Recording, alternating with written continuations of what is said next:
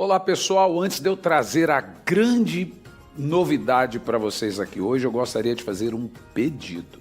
Se inscreva no nosso canal, ative o sininho, dá um like, faça um comentário, isso é sempre muito bom para nós. Mas hoje, nós da Editora Vem estamos numa alegria muito, mas muito grande, porque Deus nos proporcionou a Bíblia M'Cheyne. Hoje só a Editora Vem pode vender na realidade a Bíblia M'Cheyne, que é essa Bíblia aqui de 1842. É a Bíblia diária, leitura diária de devocional M'Cheyne. Olha quem indica essa Bíblia. John Stott diz: sou muito grato ao Dr. Mark Lloyd Jones por me indicar o método de leitura M'Cheyne. D.A. Carson escreveu um livro por amor a Deus, especialmente para incentivar o método de leitura M'Cheyne. E Charles Spurgeon, Charles Finney, o reverendo Hernandes Dias Lopes diz: tenho grande alegria em recomendar a Bíblia M'Cheyne, faço isso com entusiasmo e profunda expectativa. M'Cheyne foi um ministro do Evangelho, cheio do Espírito Santo, viveu apenas 29 anos e seu testemunho fala ainda hoje. Qual é o segredo da Bíblia M'Cheyne? Por que ela é diferente das outras? Porque essa é a Bíblia dos avivalistas. A época dos avivalistas, todos eles usavam o método de leitura M'Cheyne. E essa Bíblia agora é da Editora Vem. Vou te dar um exemplo das diferenças. Essa Bíblia, você lê ela a partir do dia. Então vamos lá. Vamos começar aqui. 1º de janeiro. 1º de janeiro, ela tem 2 sistemas de leitura. Está escrito aqui. 1º de janeiro é leitura familiar. Gênesis 1, 1º de janeiro. Mateus 1. Aí vem, depois da leitura familiar, vem a leitura pessoal.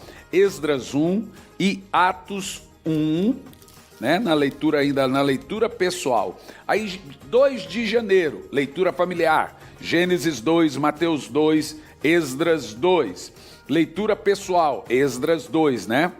Aí, só que assim, ó, o grande segredo dessa Bíblia é que você lê o Velho Testamento inteiro, Salmos e o Novo Testamento 2 vezes por ano. Então, no ano, você vai ler o Novo Testamento 2 vezes, Salmos e o Velho Testamento. E ela foi feita assim. Agora, vamos supor que eu vou começar a ler a Bíblia hoje. No dia que eu estou gravando, é 28 de maio.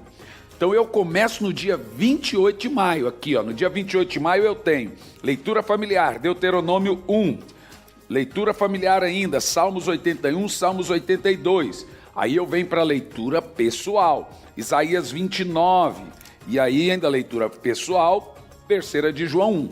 Por que M'Cheyne fez isso?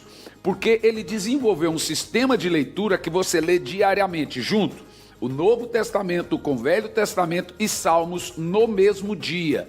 Em outras palavras, você vai ler a Bíblia toda e mais 2 vezes o Novo Testamento por um ano. Na nossa igreja, nas igrejas onde a gente tem passado, tem a parte da leitura familiar que você lê em família e a parte da leitura pessoal que você lê sozinho. Do lado da minha cama fica a minha Bíblia, do outro lado da cama fica a Bíblia da minha esposa.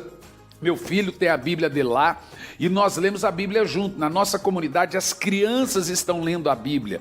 É tremendo a linguagem atualizada de Ferreira de Almeida e o sistema de leitura bíblico é anual. Gente, é a Bíblia dos avivalistas. Nós estamos muito contentes em recomendar para você a Bíblia M'Cheyne e um grande segredo. Só a Editora Vem pode vender a Bíblia M'Cheyne. Ela é da Editora Vem agora. Você pode até achar outra Bíblia aí na internet. Pode ser que alguém tenha outra Bíblia.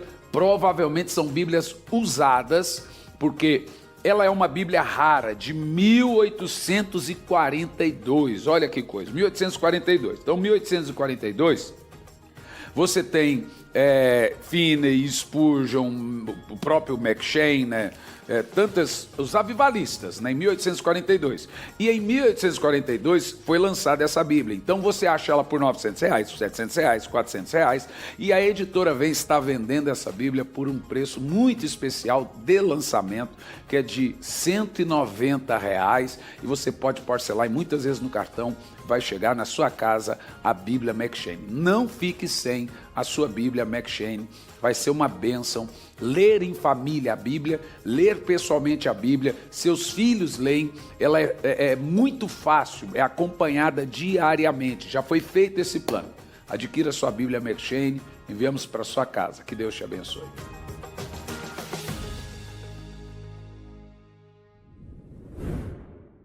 Mas quem poderá suportar o dia da sua vinda? E quem poderá subsistir quando ele aparecer? Porque ele é como fogo de ourives, como a potassa do lavandeiro, sabão do lavandeiro. Pode continuar? Assentar-se-á como derretedor e purificador da prata, purificará os filhos de Levi, os refinará como ouro, como prata. Eles trarão ao Senhor ofertas justas. Senhor, fale conosco, Espírito Santo. Fale com a sua igreja. Nos dê algo sobrenatural nessa noite, Pai. Nos dê algo, nos surpreenda, Espírito Santo. Em nome de Jesus. Amém. Não importa a quantidade de água que usamos no batismo. O batismo ainda continuará seco se não recebermos o fogo do Espírito Santo. A água lava o exterior, mas o fogo depura as entranhas. O fogo, diferente da água, que batiza de fora para dentro, o fogo batiza de dentro para fora. Quando Jesus falou a Nicodemos que deveríamos nascer da água e do Espírito, era disso que ele referia-se. Do batismo de fora para dentro e do batismo de dentro para fora. Mas o que você entende de batismo de fogo? Eis aí um texto, um tema que foi esquecido por milhares de anos na igreja. Em uma rápida introdução, como eu disse ontem, desde do Concílio de Nicéia em 310, quando o Império Romano oficializou o cristianismo através do imperador Constantino, a partir desse período até 310 a igreja já veio sofrendo um certo desvio, esfriando, e quando ela foi esfriando, os milagres foi cessando e etc. Quando chega no Concílio de Nicéia e o Império Romano é cristianizado, Constantino, com medo das invasões nórdicas, saxônicas, ele forja uma conversão e ali começa um período chamado período de trevas. A igreja agora deixa de ser igreja e se torna uma religião politeísta. Pegou todos os deuses do panteísmo grego, panteísmo sumério, panteísmo babilônico, panteísmo romano e colocou dentro daquilo que eles chamaram de cristianismo. A partir dali também muitas doutrinas caíram em desuso, como as manifestações do poder, a crença de crer na manifestação de poder, a crença de arrependimento, por exemplo. Agora você não tinha mais que se arrepender dos seus pecados, você tinha que pagar penitência. Então quando alguém morria também, você tinha tal daquele missa do sétimo dia, e antigamente era assim, você ia lá e pagava, quando já dizia o monge da época, quando as duas moedinhas batessem no cofre, a alma da pessoa saía do purgatório, que não estava no inferno, e iria para o paraíso. E isso foi perdurando por mil e tantos anos até a Reforma Protestante.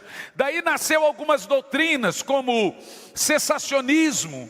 Não existe esse negócio de fogo do Espírito, não existe esse negócio de arrependimento de pecados, não existe esse negócio de curar enfermos, não existe esse negócio de expulsar demônio. Essas coisas ficaram restritas lá para os apóstolos. Mas agora, como a igreja é o reino de Deus, surgiu essa doutrina de que, por que a igreja era o reino de Deus? Porque você tinha que sustentá-la com os impostos e etc. A igreja A partir da morte de Jesus, ela se tornou o reino de Deus. Então não tinha volta iminente de Jesus, não tinha arrebatamento da igreja, era o reino. E Jesus iria voltar depois que essa igreja estabelecesse o reino. Você sabe que ao passar dos anos, o Senhor Jesus, Ele vem recuperando e restaurando muitas coisas no cristianismo. Com Charles Finney nós recuperamos o decisionismo. O que é o decisionismo? A ideia de quem aqui quer entregar a sua alma a Jesus, levanta a sua mão, vem aqui à frente. Isso já vem no século XIX.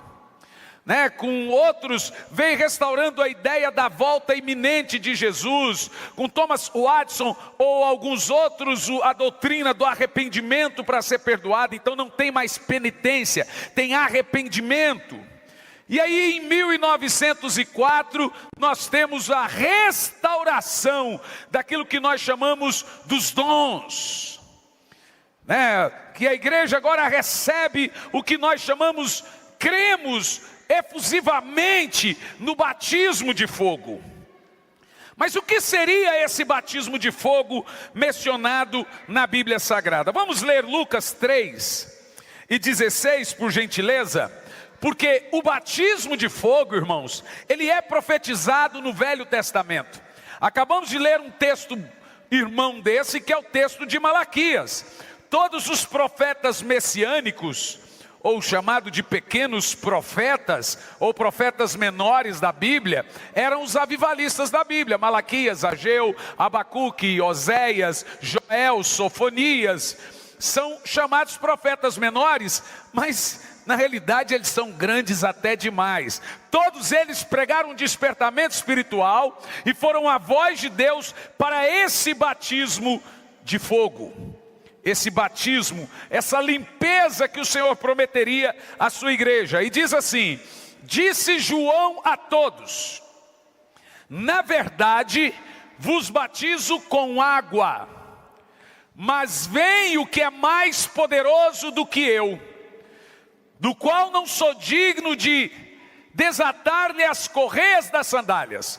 Agora observe os pormenores do texto. Ele vos batizará, primeiro, com o Espírito Santo e com fogo. Nós somos acusados de sermos pregadores das duas bênçãos. Mas na realidade essa segunda bênção é dita por Jesus. Não é Espírito Santo fogo, é Espírito Santo e com fogo. Com o Espírito Santo e com fogo. A Bíblia diz que Deus ungiu Jesus com o Espírito Santo e com virtude. Atos 1:8 diz: recebereis poder ao descer sobre vós o Espírito. Isso eu já preguei aqui em outras feitas. Observa que existe uma diferença de dois batismos aí. O batismo com o Espírito e o batismo no Espírito. O Espírito em você e o Espírito sobre você. O que seria então essa virtude, esse poder, a virtude da qual o Espírito Jesus foi ungido, e esse poder da qual recebemos, e esse fogo também mencionado por João Batista? Esse é o Espírito sobre você e não em você. É o Espírito na sua carne, operando através de você. Agora existe um debate importante sobre isso. Por que é importante falarmos sobre tal tema? Porque muita gente me ouve falar, ou talvez estão até aqui, e já fecha o seu coração, justamente porque hoje está na moda dizer que batismo com fogo não é coisa boa. Recentemente eu ouvi um pregador dizendo que batismo com fogo é juízo. Você já ouviu isso? O batismo com fogo é o fogo do inferno. Que quando João está falando de batismo de fogo aí, ele não está prometendo uma coisa boa. Ele está falando de um juízo, de uma coisa ruim, Eu encontrei um grande amigo teólogo no aeroporto, e ele disse assim: Hernani, onde é que tem pastora na Bíblia? Eu olhei para ele e disse, sabe o que o meu amigo pastor Queixo me ensinou a responder assim às vezes? Eu olhei para ele e disse assim: no mesmo lugar que está o reverendo. Ele disse, mas não tem reverendo na Bíblia. Eu falei, pois é, reverendo.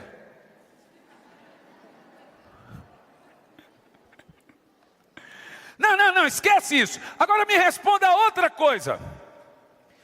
Por que você é um daqueles que prega para o povo receber o fogo de Deus? Será que você não leu na Bíblia ainda que batismo de fogo é o fogo do inferno e é juízo? Eu disse, olha, reverendo, eu vou te responder com uma coisa muito infantil, mas é da boca das crianças que saem as verdadeiras respostas, o perfeito louvor. Preste muita atenção. Deus tem quantos fogos? Ele, o quê? Falei, ué, não é infantil? Responde. Deus tem quantos fogos? Melhor, qual parte da Bíblia o diabo possui ou é detentor de alguma coisa que é exemplificado pelo fogo? Nunca. Charles Spurgeon chegou a dizer que o fogo do inferno, o fogo do inferno é o mesmo fogo do céu. A Bíblia diz que foi Deus que acendeu o fogo do inferno. Bom, você já leu isso. Na sua ira, ele pôs fogo e acendeu o fogo do inferno, que foi feito para o diabo e seus anjos. O fogo é uma característica espiritual do céu, nunca do inferno. Então perguntei a esse amigo meu, que foi meu professor, quantos fogos Deus tem? Eu só encontro a palavra fogo na Bíblia. Deus não tem um fogo para tal coisa, um fogo para outra. Então Deus não tem um fogo que batiza e muda e é bom, e Deus não tem outro fogo que é ruim. Ele falou, eu quero te ouvir, quero ver aonde você quer chegar. Eu falei, então escute a minha tese, professor. Vamos imaginar que eu estou agora fazendo a minha defesa dela. Só pode me ouvir alguns minutos? Vamos lá. A Bíblia Sagrada fala de um fogo que não se consumia durante 24 horas no livro de Levíticos. Você lembra desse fogo? Nas noites mais escuras estava lá a coluna de fogo. Mas a Bíblia também diz que esse fogo ficava no tabernáculo de Moisés e ele saía do Santo dos Santos. E ele não apagava. Vocês lembram disso? Agora observe algo. Todos os dias o sacerdote entrava naquele lugar que tinha um fogo. E ele tinha uma cordinha amarrada com um sininho. Se ele tivesse pecado, ele cairia morto lá e puxavam ele pela corda. Nenhuma vez a Bíblia diz que um sacerdote morreu. Apesar de ter a cordinha, a Bíblia não nos relata sacerdotes morrendo porque entraram em contato com esse fogo. Eles ungiam a cabeça, eles ungiam as mãos e eles ungiam os pés e entrava no Santo dos Santos. Esse fogo saía de cima da arca. Esse mesmo fogo que não apagava e que não matava os sacerdotes, matou os 2 filhos de Arão. Então aqueles 2, Zé Mané, Mané do Zé, chegaram bêbados e começaram a mexer nas coisas e nos utensílios do fogo. A Bíblia diz que aquele fogo saiu de lá e entrou dentro. Ezequiel 28, Ezequiel 28, 18, se eu não me engano, gente, fala que um fogo saiu do trono de Deus e entrou dentro de Lúcifer. Acertei. Pela multidão das tuas iniquidades, pela injustiça do teu comércio, profanaste os santuários. Eu pus sair fiz sair do meio de ti um fogo. Vê, o fogo é um batismo de dentro para fora. Deus fez sair um fogo de dentro de Lúcifer e o consumiu, derreteu ele de dentro para fora. Esse fogo foi o mesmo que consumiu os 2 filhos de Arão. Esse fogo também desceu no Pentecoste, em Atos capítulo 2. E viram sobre eles línguas repartidas de fogo. Eles não viram línguas, eles viram corrente de fogo descendo. E eles explicaram que eram como se fosse línguas. Então eles viram muito fogo descendo na cabeça das pessoas. Mas esses que receberam esse fogo de Atos 2, esse fogo também desce em Atos 5, mas mata um casal de hipócritas. O mesmo fogo que batiza o povo em Atos 2, mata Ananias e Safira. Como que Paulo explica esse fogo, gente?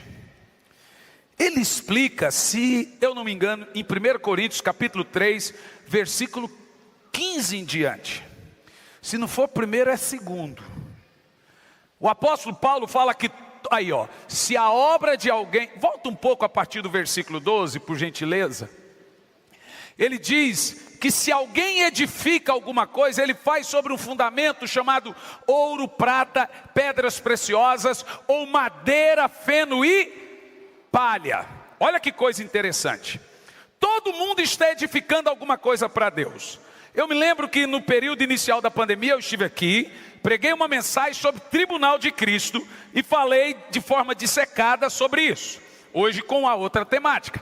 E ele diz assim: manifesta se tornará a obra de cada um, pois o dia ali é o dia do julgamento, demonstrará, porque está sendo revelada pelo fogo. Se for madeira, feno e palha, o fogo. Se for ouro, prata e pedras preciosas, o fogo.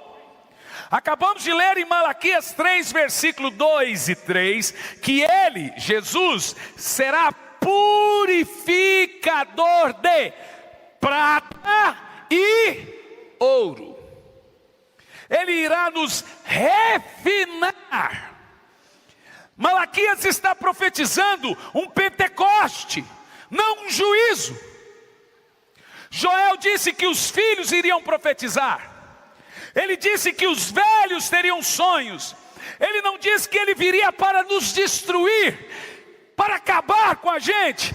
Joel diz que ele viria para nos melhorar, para nos refinar, para nos purificar, para nos capacitar. A promessa de Deus não é que seus filhos serão drogados, é que seus filhos serão profetas. Não é que você vai ser deprimido, mas é que você terá visões.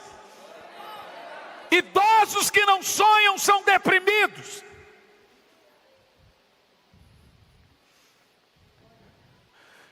Então a promessa do batismo de fogo é uma das mais poderosas promessas da Bíblia. Então vamos lá. O batismo de fogo é bom? É ruim? Sim, também. Eu tenho 2 notícias para te dar nessa noite. Uma boa e uma ruim. Qual você quer primeiro? A notícia boa é que Deus está aqui. E a notícia ruim é que Deus está aqui. Depende de que lado você está, irmão. Ter um avivamento, ter um batismo de fogo, isso pode ser bom e pode ser ruim. Para Ananias e Safira foi juízo. Para os filhos de Arão foi juízo. Para a família de Datã, Corã, Abirão foi juízo. Para Moisés, quando ele viu o fogo, não foi juízo. O próprio Deus escreve com dedos de fogo. Esse fogo é tão poderoso que o anjo, quando Isaías tem a visão, em Isaías capítulo 6, versículo 1, no ano em que morreu o rei Uzias, eu vi o Senhor assentado no mais alto e sublime trono, e a orla do seu manto enchia o templo. Querubins voavam, serafins voavam. A palavra serafim é anjos abrasadores. O formato desses anjos é como que uma tocha de fogo. Hebreus diz que eles são anjos de fogo. Elias foi arrebatado num carro e cavalos de fogo. Eliseu foi protegido por um exército de fogo.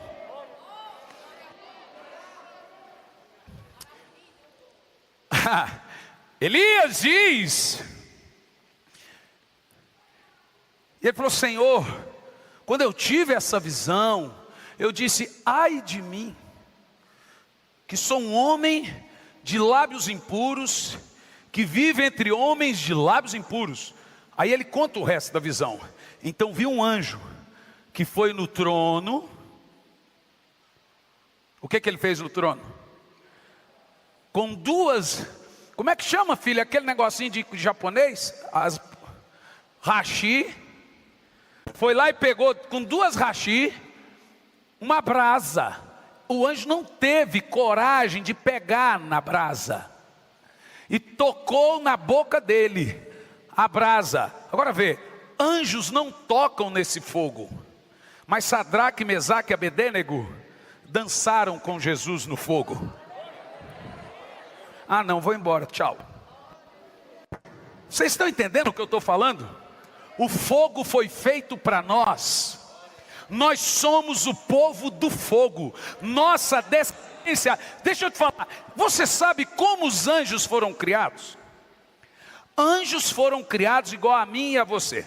Isso está no meu livro Anjos e Demônios. Inclusive muita gente pediu. Não tinha ontem, mas hoje está todos os meus livros lá para quem quiser comprar. É um livro pequeno de 400 páginas para você ler. Mas o formato, a maneira como que os anjos foram criados é idêntica à nossa. Deus primeiro fez o molde, soprou nas narinas dos anjos, e eles viveram. A única diferença é que a matéria-prima dos anjos é o fogo, a nossa é a terra. Deus moldou esses anjos, e diz a Bíblia que soprou neles o fôlego de vida. Se a matéria deles prima é o fogo, é porque o que Deus soprou neles foi. Quando os discípulos receberam o Espírito Santo, não foi necessariamente no Pentecoste. No Pentecoste eles foram revestidos de poder, mas muito tempo antes, a Bíblia diz que Jesus soprou neles o Espírito Santo e disse: recebam. Ora, o que Jesus soprou nos discípulos? Porque o interior de Deus é fogo. Mas não sou eu que estou falando isso, irmão.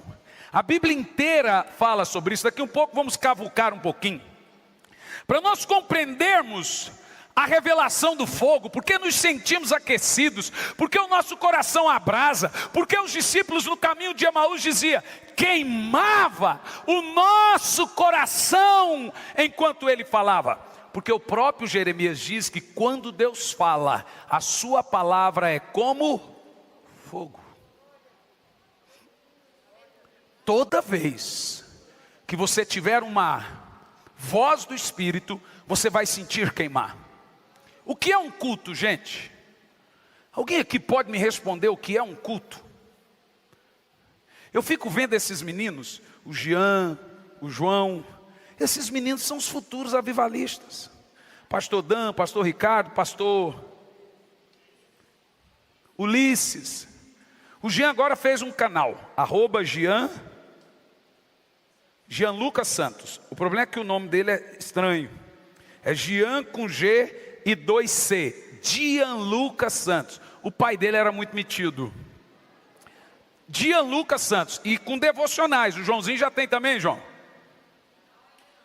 Ah, João, me ajuda aí, velho, com essa cabeça toda, bicho, tá doido? Então veja, presta atenção. @Jean-Lucas Santos. Quando eu vejo esses meninos, eu estou olhando lá na frente. Você sabe o que é um culto, gente? Se você tiver a revelação do culto, culto é sempre quando tem fogo no altar. Vamos ver o que é culto? O que era culto no Velho Testamento? De acordo com Hebreus, no capítulo 8, culto era quando os adoradores chegavam diante de Deus com uma ovelhinha debaixo do braço de um ano, sacrificava a ovelhinha, o sacerdote examinava a ovelha e ele punha a ovelha para queimar em cima da tampa da arca, que era chamada de propiciatório. O escritor de Hebreus chama isso de culto a Deus. Adoradores que iam para cultuar a Deus. Você sabe o que é o culto no sacrifício hoje?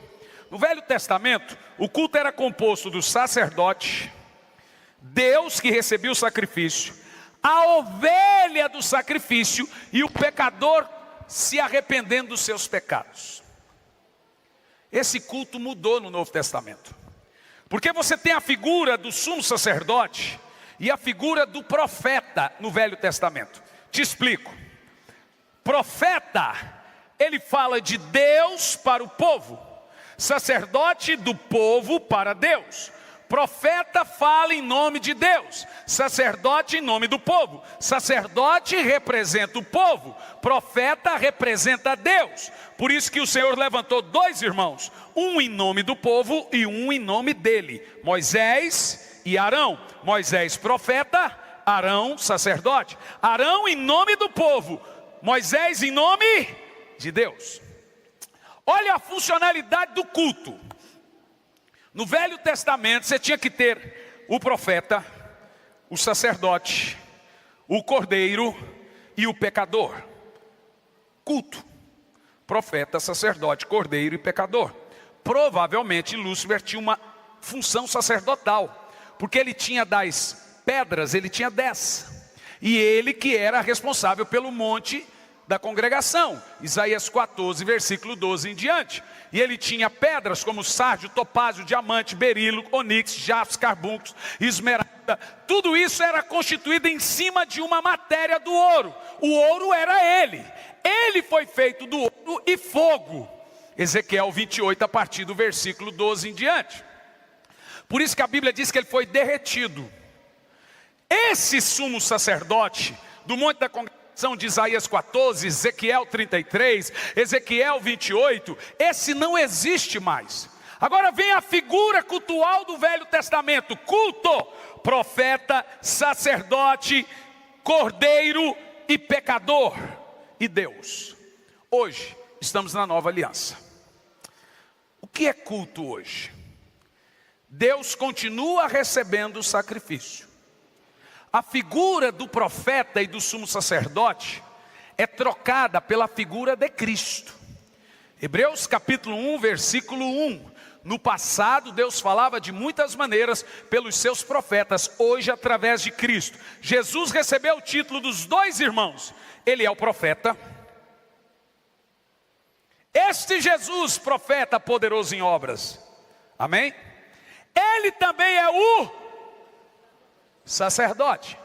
Então ele recebe o sacrifício, ele manda o povo sacrificar, que é o papel do profeta, e ele também é o sacrifício. Mas ok, e no Novo Testamento?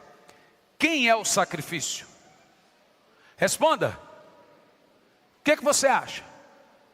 Deus recebe o sacrifício. Culto tem que ter essas funções.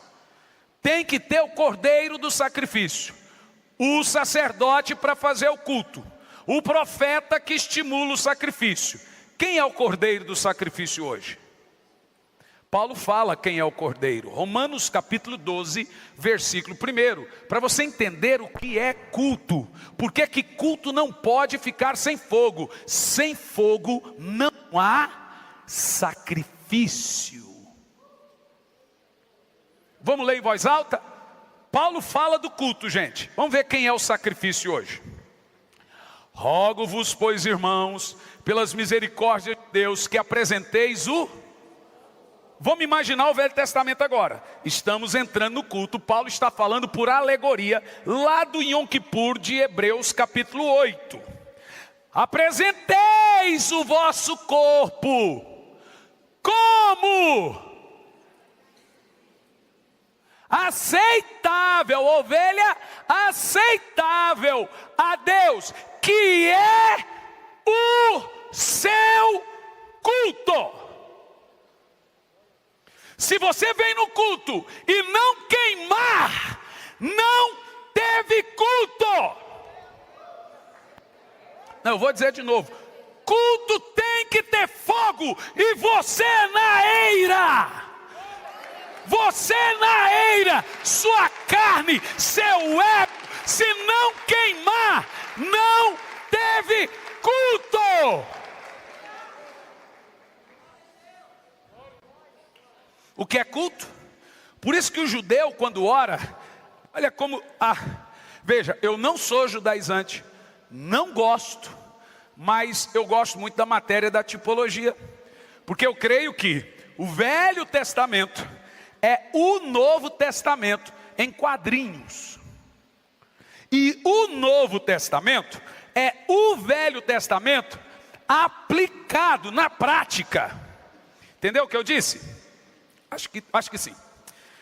Então pensa o seguinte: o judeu, quando ele ora, veja lá no Muro da Lamentação, tem uma representação bonita. O que ele faz? Já viu ou não? Você sabe qual é esse movimento? Sabe o que é? É o movimento da sarça de Moisés, que pegava fogo e não consumia. O judeu entende que o culto é um sacrifício do corpo. Então tem que haver movimento, tem que haver sacrifício. No reino espiritual, você se oferece para o culto, você se apresenta para o culto. Como John Wesley disse a George Whitefield falou: por que, santa criatura, que as multidões vêm te ouvir pregar e o templo está vazio? O que está acontecendo? John Wesley já teve revelação do fogo. Porque ele disse que uma vez ele estava andando na rua, depois de 30 anos de crente, um fogo entrou dentro da boca dele. O fogo entrou na boca de Lúcifer e o matou. O fogo entrou na boca dos apóstolos e o capacitou. O fogo entrou em Ananias e Safiras e o matou. O fogo entrou em Moisés e capacitou. O fogo entrou nos filhos de Arão e o matou. O fogo entrou em John Wesley. Depois disso ele ganhou quase 3 milhões de almas.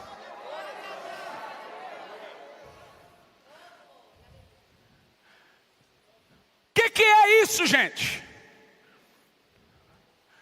Aí John Wesley diz para George Whitefield: como assim? Por quê? O John Wesley de meses atrás não ganhava uma alma. Por que o John Wesley de hoje tem uma multidão de gente indo aos pés se arrependendo? John Wesley disse, quem sabe? Isso está detalhado no outro livro meu, Transferência e Unção. Ele disse: eu me coloco em chamas, porque você é o culto, e o povo vem para me ver. O que é culto? O culto é: deixa queimar, deixa queimar, deixa queimar, deixa queimar. Irmão, se não tiver fogo, altar e você, não tem culto. Por isso que Deus fala em Malaquias, quando ele está indignado com o povo de Israel, ele diz: fechem os templos, porque estão oferecendo sobre o meu altar oferta imunda. Você não pode acender um fogo falso no altar. Você não pode ser um sacrifício falso no culto. Deus fala: eu prefiro que não haja culto do que fogo estranho, do que sacrifício hipócrita. Não seja um fogo estranho nesse culto, irmão.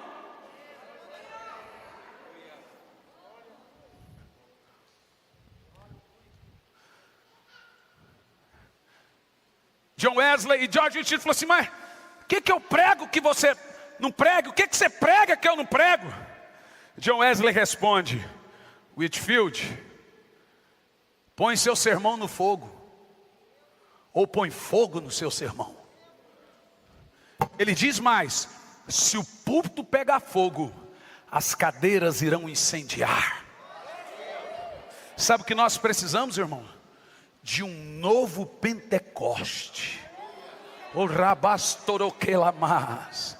Sabe o que nós precisamos? De um novo batismo de fogo. Aquele que desceu e lambeu a carne lá no Pentecoste, e eles foram cheios do Espírito Santo e saíram capacitados e curaram enfermos, expulsaram demônios, mortos ressuscitaram. É esse fogo. Ah, meu irmão, como a igreja tem perdido o fogo de vista.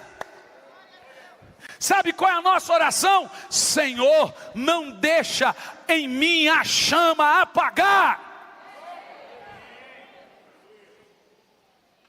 Em Levíticos diz que o fogo tinha que ser mantido aceso. Por isso que nós ouvimos textos como: não apagueis o Espírito. Está falando do fogo, irmão, não é da pessoa do Espírito. Você não apaga a pessoa do Espírito, mas você apaga o furor, a chama, Espírito Santo em nós. Então o fogo, o batismo de fogo, preste atenção, ele tem uma tripla missão. É o mesmo fogo profetizado de Malaquias, de quem Isaías falou, João falou. Só que só tem uma pessoa no universo que pode nos batizar com fogo e com o Espírito Santo: Jesus. É isso que Malaquias disse: ele será responsável para nos lavar como o sabão do lavandeiro e nos refinar como a prata e como o ouro. E João diz: quem sou eu? Ele virá e vos batizará com o Espírito Santo, é um batismo, e com fogo. É importante mencionar o termo "e com fogo". Deus ungiu Jesus com o Espírito Santo e com fogo, e com virtude. Eu sei que nossa mente técnica, teológica, teórica, dificilmente entende isso. Deixa eu te explicar. Está aqui a minha esposa. Quando eu estava primeira anista de faculdade teológica, e teologia sem o Espírito Santo, o cara vai para o inferno, desvia e vira o capeta. E eu entrei na faculdade, gente, e eu esfriando. Eu estava indo para o inferno. Quem assistiu o podcast hoje sabe. E começa assim: liberal, técnico, e o fogo vai ficando apagado. Um dia nós fomos num culto de avivamento, minha esposa e eu. Chegamos, o povo só não entortava, assim, rádio de arraia, helicóptero avesso, e dava, coisas que eu sempre gostei. O meu DNA é fogo, irmão. Pode não parecer, mas se eu fui pregar numa igreja, eles disseram assim: prega igual, veste igual jovem, mas prega igual velho. Entendeu? Eles falam que eu faço isso para enganar. E eu gosto, né? O negócio é fogo, gente. Mas eu já estava todo técnico. Junto com ela, o povo lá entortava, não sei o quê. Eu falei: por que essa palhaçada? Que bobeira é essa? E Deus é surdo agora?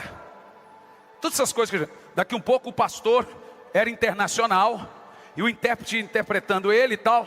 Ele olhou lá no fundo e viu eu cutucava ela. E mulher é interessante. Mulher fala com a gente com o canto da boca. Ela pensa que ninguém está vendo, mas todo mundo está vendo e ouvindo. Ela fala: cala a boca, eu quero ouvir a mensagem. Para de criticar. Mas todo mundo está vendo. Mas ela jura que só eu. Ela falou assim: para de criticar. Eu falei: mas amor, isso é uma bobeira. Isso não é bíblico. Isso é palhaçada. Ó, daqui um pouco o cara olhou e parou de falar e ficou me encarando assim, ó. Falei: lá vai o anjo fofoqueiro no culto. Você já conheceu o anjo fofoqueiro? Eu conheço alguns. Olhou: ei você, e o intérprete disse: você. Olha assim. Você que encostado na parede está olhando para o lado. Você. Eu? É. Vem cá. Falei: agora lascou. Falei para ela: o cara vai cuspir, babar, dar rasteira, voadora, e não vai acontecer nada. Ele vai passar vergonha. Irmão, eu fui fono. Quando deu menos de 1 metro, eu não lembro de mais nada. É um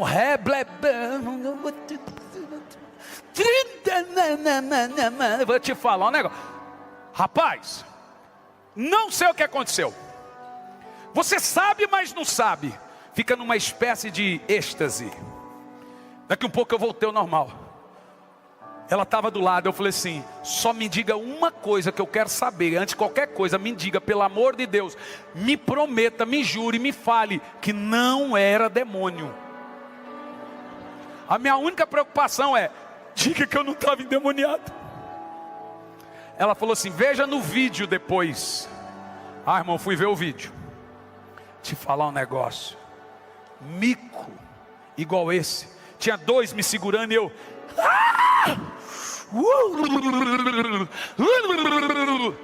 E o povo ria.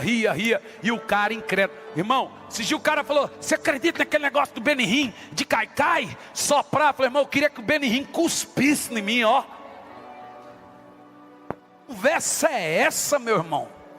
É verdade que as pessoas estão te esfriando, que você vai ficando técnico. Irmão, quando esse fogo entrou pela sua boca, ou ele vai acabar de vez, ou ele vai começar a te purificar, te transformar, te batizar, te capacitar. Você será mudado, vai queimar tudo.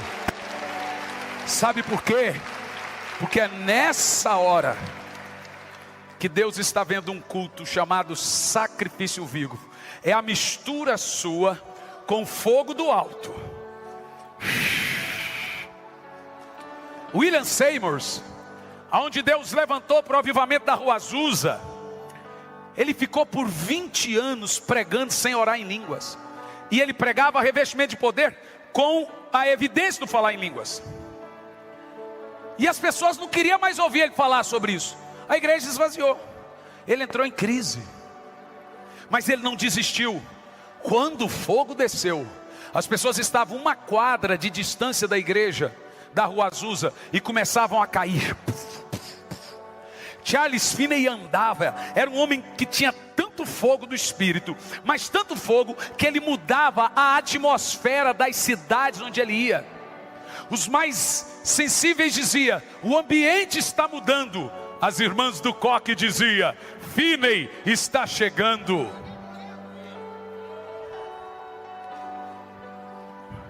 Eu creio, irmão, em um novo batismo de fogo sobre a terra.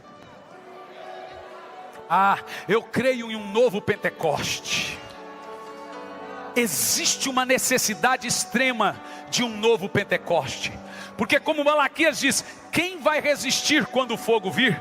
Porque ele será o refinador de ouro, da prata, será como o sabão que limpa. Mas esse fogo, ele não vem só para isso. Ele tem uma tripla missão. Primeira missão do batismo de fogo, já mencionado por Malaquias: mudar, santificar, purificar, refinar a igreja do Senhor. O fogo queima a madeira, queima a palha, queima o feno. Vê? Mas o fogo é o mesmo. Depende se você é madeira, feno e palha, ou ouro, prata e pedras. Mas o fogo é o mesmo. É o mesmo fogo. Depende de que lado você está, meu irmão. Ele nos batizará. Sabe como eu sei que estamos perto de um grande batismo de fogo? Quando o arado passa na terra, é o pior momento para a terra. Ela é rasgada e ferida. Tudo que é sujeira de baixo joga para cima. O momento do escândalo, em que a igreja mais vive escândalo, é evidências que estamos perto de viver um grande batismo de fogo. Você entendeu o que eu estou dizendo? É o arado passando e rasgando. Eu faço a ferida e eu curo. E ao cheiro das águas, aquilo que estava morto no século 18, em 1700, as igrejas estavam vazias. De cada 6 casas em Londres, uma era um prostíbulo. De cada 10 homens, 7 eram alcoólatras. 100 mil pessoas estavam morrendo na peste negra. Napoleão com os barcos cercando Londres. Ninguém entrava e saía. Não havia mais esperança para a Inglaterra. Ou morreria de fome, ou morreria da peste. A cidade de Londres tinha 300 mil habitantes. 100 mil já tinha morrido. A cidade no chão, cheio de corpos. Todos os filósofos, historiadores, todos os da época contavam com a falência do cristianismo. todas as igrejas estavam vazias, não havia esperança. Mas ao cheiro das águas, eu faço a ferida, eu curo. Nós estamos prestes a viver um Pentecoste Brasil. O Senhor tem falado ao meu espírito que chegou a nossa hora. Nós vamos viver um derramar do fogo, como em Atos 2. Nós vamos viver um derramar do fogo, como houve em Pensacola. Nós vamos viver um derramar do fogo, como houve no Canadá. Nós vamos viver um derramar do fogo, como houve na época de John Wesley. Deus levantou um homem. Deus levantou um homem no país de Gales. Deus levantou um homem em Israel, Elias, e o fogo desceu. Deus levantou um homem e tirou o povo do Egito. Deus agora vai levantar a sua igreja. Deus vai te levantar, irmão. Deus vai te levantar, irmão. Deus vai te usar como ministro labareda de fogo. Rabastorocolabas. É Ele que faz de seus ministros labaredas. Labaredas. Você não sabe, mas quando o diabo olha para você, ele vê só uma tocha de fogo. Eu vou dizer de novo, porque eu sei que alguém está me entendendo. Sabe quando Satanás corre de você? Quando ele não vê seu olho. A Bíblia diz que não conseguiam olhar no rosto de Moisés. Era puro fogo, era puro fogo, era puro fogo, era puro fogo.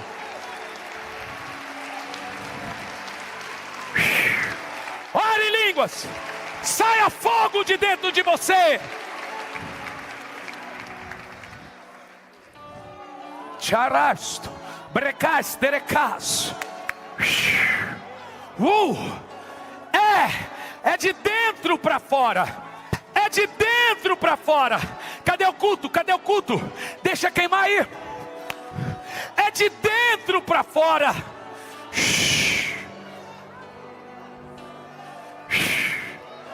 A Bíblia diz que os olhos do Senhor são como chamas de fogo.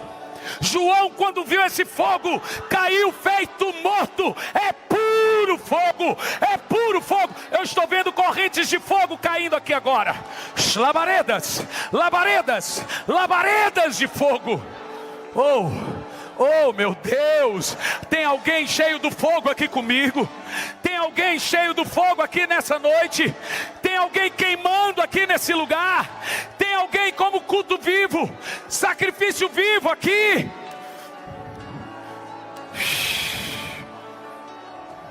Deixa eu te falar uma coisa.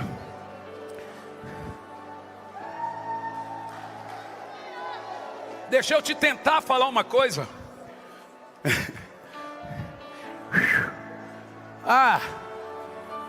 Rebastorocananamash.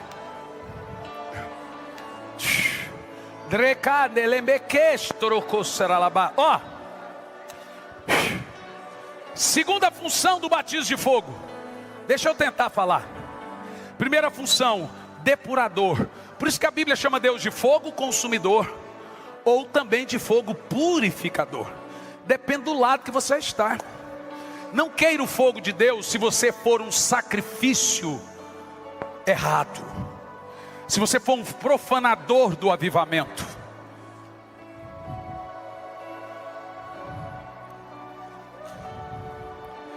Olha bem, terceira função do batismo de fogo. Primeiro, ele é purificador. A segunda é destruir. Mata. Tem gente que pensa que Deus não mata. Eu vou dizer uma coisa para você: Deus mata. Tem pastor infartando no altar, porque é fogo estranho. Tem gente infartando no culto, porque fogo estranho não é só aqui não, isso aqui é um palco. Fogo estranho é o culto todo. Ou fogo verdadeiro é o culto todo. Tudo isso aqui é um altar na hora do culto. Todo lugar em oração é uma terra santa. Você está em casa orando? Tem sacrifício ali.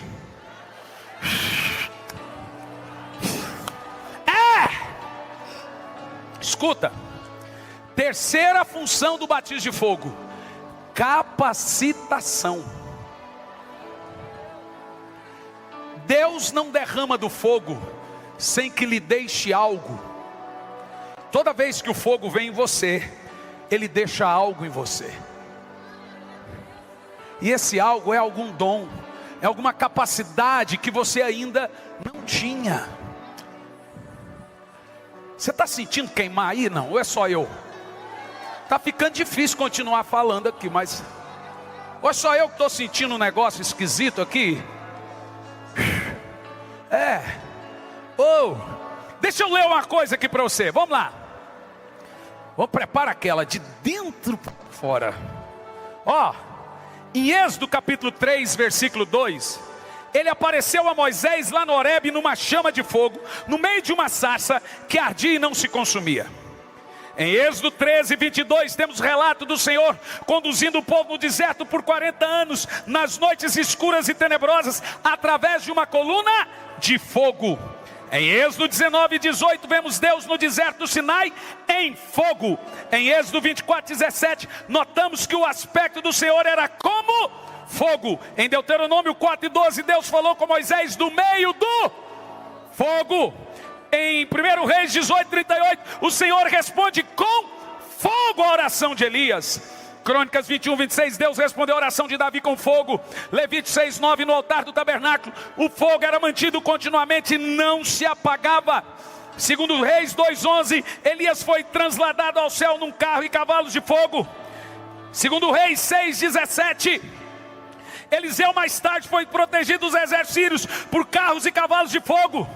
Isaías 64, 1 e 2, Isaías orou e o céu fendeu e desceu fogo e inflamou os gravetos.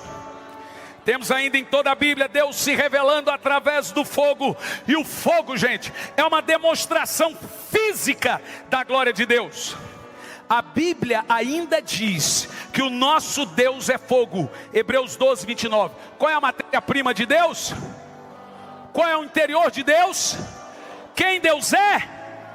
Hebreus 1:7, seus ministros são labaredas de fogo. Daniel 7:9, o trono de Deus é fogo.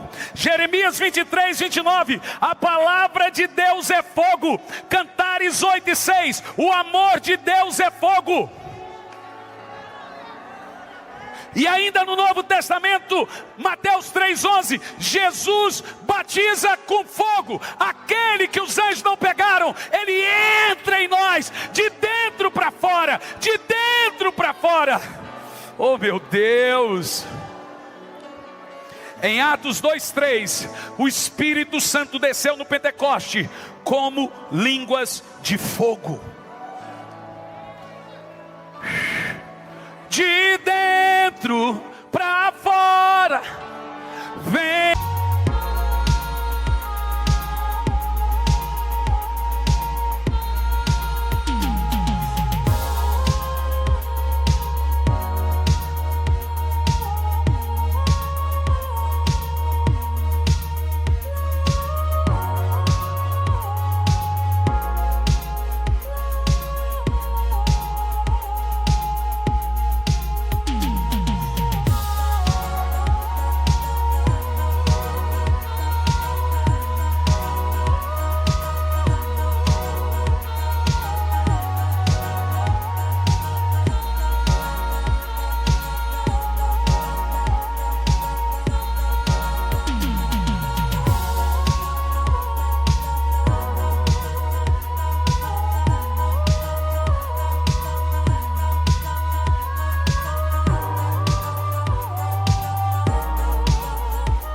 Queimar em mim, de dentro para fora, até cons. Vamos.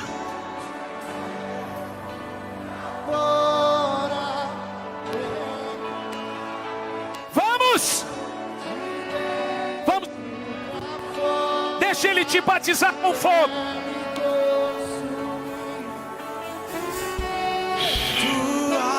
As mãos. Queremos ver tua presença. Levante as mãos. Seja um culto agora. Você tem que queimar a tua face. Oh Espírito Santo, queremos Tem novos dons aqui hoje. tua presença. Queremos ter. Então vem, amado, vem. E então vem, amado, vem. Então vem, Amado,